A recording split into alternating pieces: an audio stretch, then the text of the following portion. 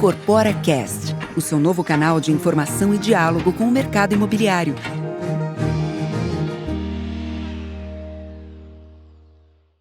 É um grande prazer estar com vocês aqui que estão participando do Incorpora Cast. Hoje a gente vai conversar, entrevistar e bater um grande papo com o Luciano Barreto Neto. O Luciano Barreto, ele é CEO da construtora Stanza de Aracaju, lá de Sergipe, associada nossa aqui na Abrainc desde janeiro de 2022. Luciano, para nós é uma imensa satisfação ter você aqui.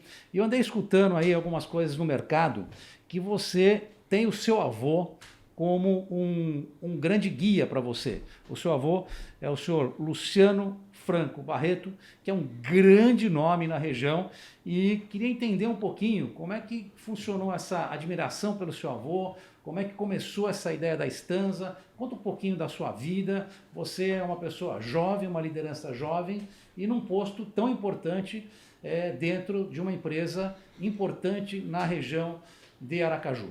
Tá. Então, França, basicamente assim, eu nasci dentro de uma construtora. Meu avô, ele fundou a empresa aí por volta de quando ele tinha 25 anos, tá? Então isso já é um primeiro exemplo para mim, um exemplo de empreendedorismo. Então, desde novo, eu fui acostumado a saber como se trabalha em uma construtora e como é que uma construtora funciona. Aos poucos, eu comecei a trabalhar. Por que eu digo aos poucos? Comecei a trabalhar nas férias, tá? Eu tinha por volta de 15 anos, então eu já participava de algumas reuniões da empresa, mas desde novo eu sempre participei de reuniões com o meu avô. Então, desde os 8, 9 anos, eu já participava de algumas reuniões com ele. Ficava fora da reunião, mas acabava ouvindo, então sempre estive nesse ambiente. Por volta de 14, 15, comecei a trabalhar na empresa nas férias. Com 16, comecei a trabalhar realmente durante o dia a dia na empresa. E aí passei no setor de orçamento, então isso é bom, você cria uma base de custos. Tá?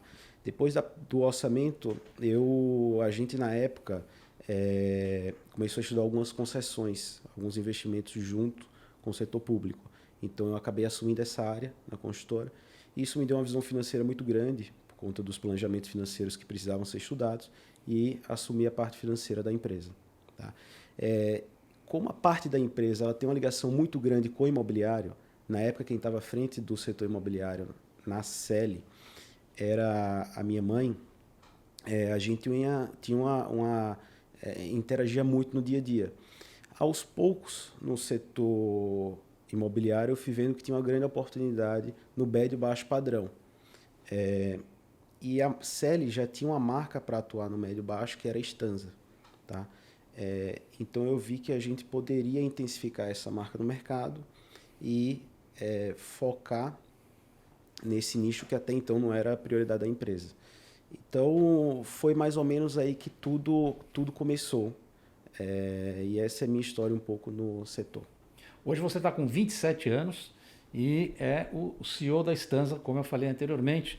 E é muito interessante ver a tua carreira, porque você passou por áreas chaves da empresa, aprendeu como funciona e, mais importante ainda, é saber que você tomou uma decisão estratégica há pouco tempo, que foi de redirecionar a empresa para esse mercado que você comentou, de médio e baixo padrão.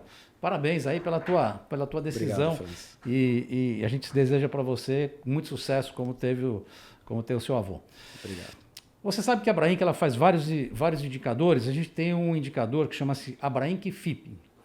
E nos resultados de 2021, ela mostra que 153 mil unidades foram lançadas e 143 mil foram comercializadas, que é um novo recorde desse indicador, o que é fantástico para o mercado. Os empreendimentos do segmento econômico, enquadrados no programa Casa Verde Amarela, o chamado CVA, que nós batizamos assim, que é foco da Stanza, foram responsáveis por 80% das unidades vendidas e 58% das unidades lançadas no ano passado. Os lançamentos, contudo, tiveram uma queda aí, comparando com 2020, caíram 12%, muito por conta da alta de preço de insumos, tá certo? O que atrapalhou bastante esse mercado. Conta um pouquinho para a gente Como é que a Stanza está vendo esse mercado? Como é que ela está trabalhando nesse mercado? Qual é a perspectiva desse mercado? O que os insumos têm influenciado e como é que vocês têm feito para operar nesse mercado do Casa Verde e Amarela? Tá. Então, eu acho que o primeiro ponto, assim, a gente tem um foco na Casa Verde e Amarela, mas a gente trabalha também, até como uma forma de segurança, um percentual da empresa no SBPE. Mas, digamos que até dentro do próprio empreendimento você tem percentual no Casa Verde e Amarela e SBPE, então acaba se misturando ali, tá? O primeiro ponto é que a gente acredita muito no mercado, porque se for pegar o histórico, é um mercado que ele é resiliente. Tá? O segundo ponto é que no Nordeste você tem grande parte do déficit habitacional, certo? Então, quando a empresa aumenta a produtividade, ela é uma empresa que se destaca em termos de custo, você tem um mercado muito grande para ocupar, que é o Nordeste. Tá? Então, esse é o segundo ponto que a gente acredita também.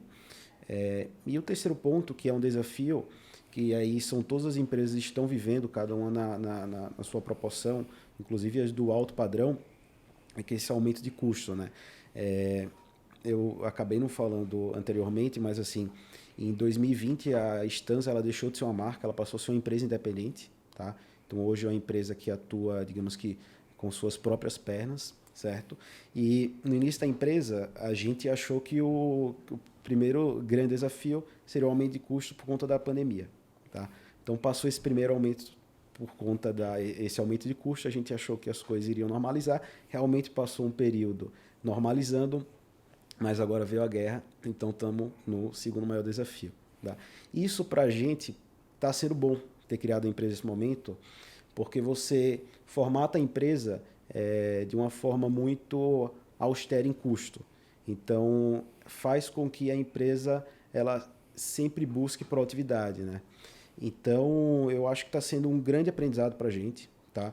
Eu acho que esse desafio que o setor vive hoje vai ser quem conseguir atravessar bem. E eu vejo que o setor ele está muito preocupado em se manter resiliente, se manter seguro do ponto de vista financeiro. Eu acho que quem conseguir atravessar bem esse momento vai, digamos que, viver momentos muito mais confortáveis no futuro e, enfim, é isso. Você falou uma coisa muito importante, que é custo, né? Custo, a gente tem uma frase aí que um amigo meu falava que custo é que nem unha, você tem que cortar sempre, porque senão cresce. Então, acho que essa disciplina de custo ela é fundamental. E como você formou uma empresa nova, você tem uma vantagem, eu entendo, perante alguns pares seus, ou seja, competidores, porque você já consegue criar uma estrutura mais adequada. Então, acho que você sai com uma vantagem competitiva muito, muito interessante nesse mercado, que eu acho que é muito bom para vocês que estão começando a Stanza. Mas tem outro estudo da Abrainc, que foi encomendado pela Abrainc, tá? E realizado pela consultoria Econit em 2019, e ela fala o seguinte, que o Brasil produz o Brasil tem um déficit habitacional de 7,8 milhões de moradia, sendo que a região Nordeste ela concentra a maior parcela, de 34,8%. Ou seja, esse estudo aqui ele está trazendo aquilo que você comentou, né? A região Nordeste ela tem um potencial enorme. E como é que você vê, dentro desse potencial enorme, a capacidade das pessoas de comprar os imóveis? Está adequado o subsídio que você tem na região Nordeste? Tem alguma coisa que você diria que tem que melhorar no programa Casa Verde e Amarela para a região Nordeste? Tá. Então, se a gente olhar um pouco o que ocorreu lá quando foi lançada a faixa 1,5, né? Você teve a faixa 1, teve um grande boom no Nordeste, teve a faixa 1,5 também, teve um grande boom no Nordeste. Então, qualquer aumento de subsídio que você dá, é impressionante como o Nordeste ele dá uma como se você botasse gasolina em uma fogueira. Então, ele pega muito rápido e o mercado evolui de uma forma impressionante. Tá? O que eu vejo hoje, assim, a gente já veio aí com a melhoria de curva para o Casa Verde e Amarela, tá? Foi muito importante para o setor, mas essa melhoria de curva, ela veio para trazer, colocar o setor, diminuir a defasagem que a gente vinha do do início do programa Minha Casa Minha Vida, que não teve reajuste. Se eu não me engano, acho que desde 2009 a gente não tinha reajuste, alguma coisa assim, tá? E os insumos sumiram muito.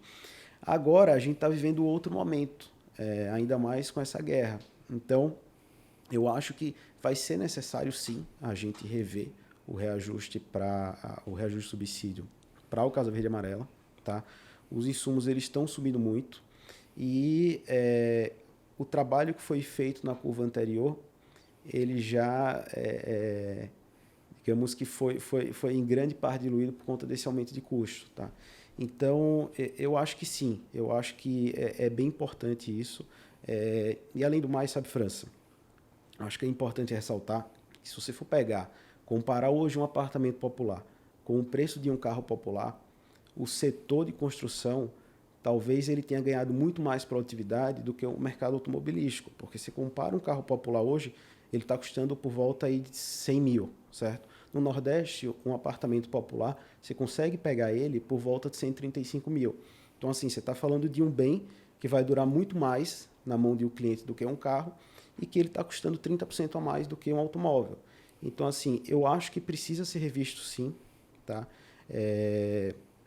E, independente disso, vale ressaltar que o setor, independente do subsídio, vem trabalhando e vem tentando melhorar a produtividade para se encaixar no cenário atual. A melhora de produtividade é uma coisa fantástica e, como você falou, acho isso muito importante. E você fez uma comparação que eu gosto muito, né? Você comparou com a indústria automobilística, você fez uma comparação real, né? Com o valor de um carro popular e o valor de um imóvel no Nordeste. E tem outra coisa que eu gostaria de relembrar aqui, que é o seguinte: o número de pessoas que você contrata para produzir uma unidade Sim. é muito superior ao número de pessoas que a indústria automobilística contrata. Então, você quando está fazendo seus empreendimentos, você está movimentando a cadeia produtiva, movimentando a economia numa velocidade fantástica. Eu acho que esse é mais um motivo que a gente tem como trabalhar junto com o governo, com uma política de que o nosso segmento, além de tudo, ele gera um grande volume de empregos, gera tributos, tá certo? E esse retorno para a sociedade, ele é fantástico. E você deu um feedback importante também.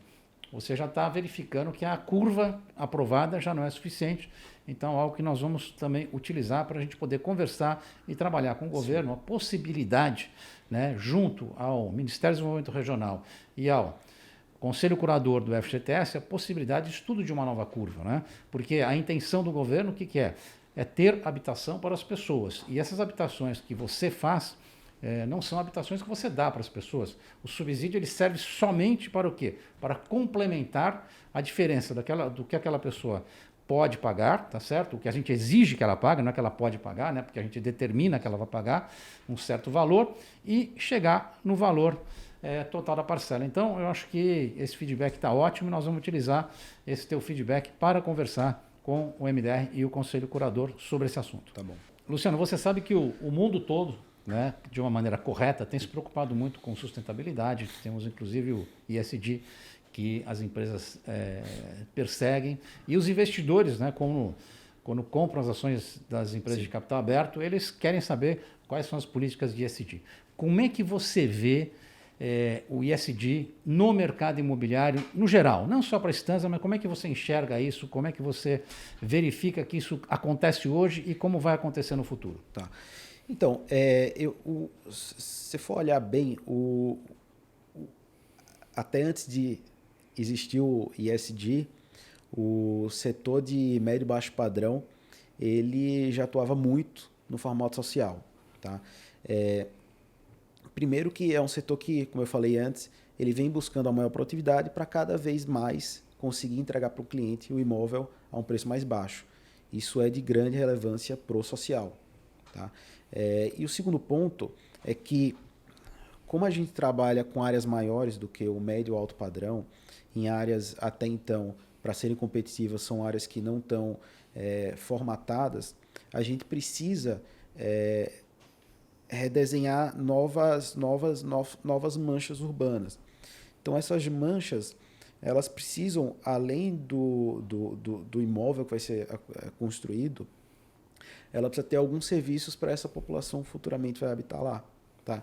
Então, se você for olhar alguns imóveis já, alguns empreendimentos já entregues, é interessante que você faz uma praça na frente, tá? E aí essa praça daqui a pouco tem a van que está vendendo alguns produtos para Redondeza. O imóvel da frente, ele já começa a reformar, abre um salão de beleza. E ali acaba criando um polo de emprego e tudo isso acaba sendo gerador de renda, né? Você acaba melhorando enfim, a qualidade de vida da população que estava naquele local antes de ter o empreendimento. Então, eu acho que esse é um dos principais pontos aí do setor imobiliário no social. Isso é uma coisa muito interessante, né? Porque isso já acontece há muitos anos, tá certo? E a gente, obviamente, a gente não comenta tanto, né? Mas agora com o ESG, a gente acaba fazendo essa reflexão e acaba vendo que nós já há muito tempo, né, trabalhamos nesse entorno que você falou, né, gerando renda, gerando emprego para as pessoas que resolvem oferecer seus produtos perto dos empreendimentos, né? Isso. E como é que você olha a educação das crianças? Porque quando você vai para um empreendimento desse, geralmente você tem, os empreendimentos são murados e você está tirando famílias que moram em residências em determinados bairros, onde você coloca todas as crianças desses bairros numa situação muito vulnerável, né? Soltas na rua, uma série de coisas, tal. Como é que você vê o comportamento dessas famílias, das crianças, a partir do momento que eles vão para o empreendimento da Stanza? Você vê nesses empreendimentos que é bem legal. Você acaba, na grande maioria, na faixa mais baixa do Casa Verde e Amarela, você tira famílias de regiões até mesmo sem serviços e a própria habitação não tão qualificada para moradia. Você leva pessoas para um empreendimento fechado, onde ela vai ter uma melhor qualidade de vida. E o que eu falei anteriormente, acaba criando um polo de desenvolvimento de comércio ali ao redor, que depois começa a surgir escolas, começa a surgir creches, tá? Até mesmo, às vezes, sem a participação do poder público. É importante a participação do poder público? Mas a gente tem que ver que o setor ele tem uma força tão grande que, na maioria dos casos, que nem sempre é valorizado, mas ele tem uma força tão grande que ele acaba levando vários outros serviços, tá? Substituindo o papel do poder público. Então, é isso que eu enxergo, tá, em nosso setor quando ele vai para determinado local e acaba implementando empreendimentos.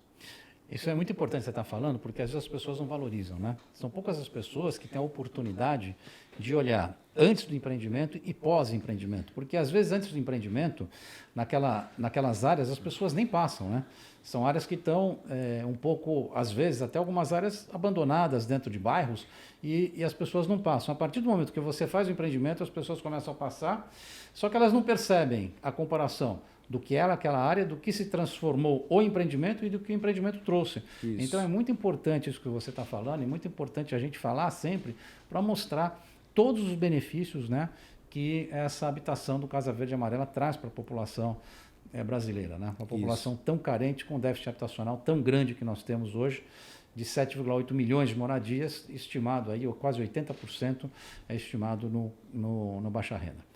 Luciano, eu queria te agradecer imensamente a oportunidade de você ter vindo aqui hoje. A gente sabe que você mora em Aracaju, trabalha em Aracaju. Hoje você esteve aqui com a gente na nossa reunião de associados da Abrainc, né? Sim. Você é mais um dos 60 associados que nós temos a nível Brasil e é com grande satisfação que, além de você ter a nossa reunião hoje dos associados da Abrainc, você veio aqui com a gente na sede da Abrainc para fazer esse podcast, para passar um pouquinho da sua experiência. E, para mim, é uma coisa muito satisfatória, porque é muito bacana a gente ver uma pessoa jovem, com 27 anos de idade, numa posição de liderança, tá certo? E que está construindo, tá certo? Aí a Stanza de uma maneira tão racional, tão estratégica, num mercado tão importante. Então, eu queria dar os parabéns para você e imagino que o seu avô tenha muito orgulho, né, de ver você nessa posição que você está, não só ele, como toda a sua família, e muito sucesso aí nos seus empreendimentos, na sua carreira, e parabéns mais uma vez. Obrigado. E aproveitar para agradecer a receptividade na Abrainc, tá? Eu sou associado recente, entrei em janeiro, então tem pouco tempo, mas desde o primeiro momento que eu entrei, você percebe uma receptividade muito grande, tá? E parabéns pela forma como os trabalhos são conduzidos. Realmente é muito legal fazer parte de um fórum de discussão em um nível tão elevado quanto esse. Esse é o objetivo do nosso canal do IncorporaCast, é receber os nossos associados e ter uma conversa com você sobre o que o associado tem de experiência. Como nós estamos no Brasil todo, então a gente traz pessoas de diferentes localidades do Brasil. E o que é muito interessante que vocês viram hoje, eu volto a ressaltar, a gente está trazendo o Luciano, que tem uma operação lá em Sergipe, tá certo? E é um jovem empreendedor, ou seja, temos uma visão da nova geração no mercado imobiliário. Muito obrigado a todos vocês e espero que vocês tenham aproveitado a nossa conversa aqui com o Luciano.